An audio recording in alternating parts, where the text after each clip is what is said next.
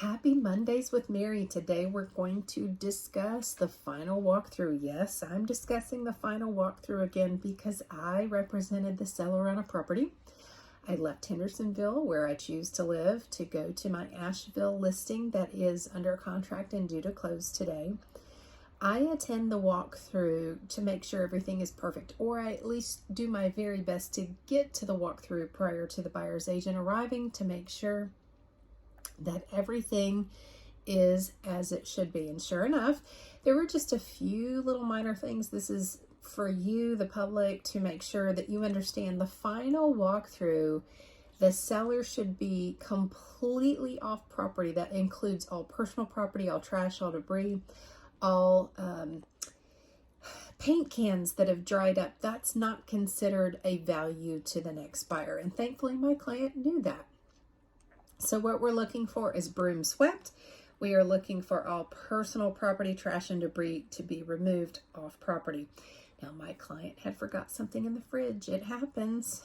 And so I bagged it up and called the seller, and sure enough, they came and picked it up. Another thing, the seller accidentally forgot to leave the garage remote. So please make sure, if you're a seller, you leave the garage remotes and any keys that you have to the property on the counter, and your agent will help you through that.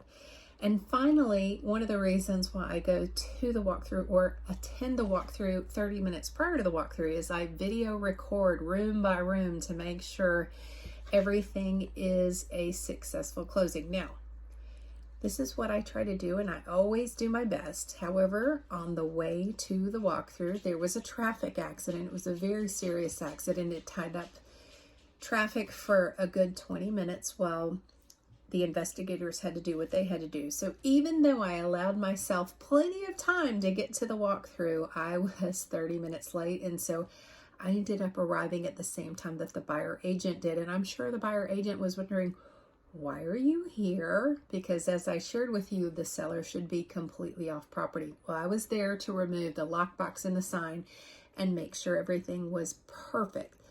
And as I stated, we're human beings. Things happen. In my case, there was like one or two things that the seller needed to remove, and they did. And so we are going to have a successful sale and closing today.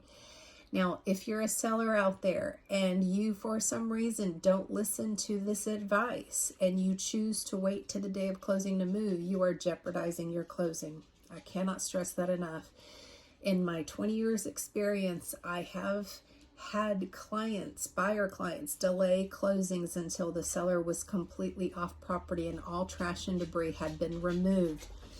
And so please do not wait until the very last minute to remove your personal property. And that, my friends, is your tip of the day.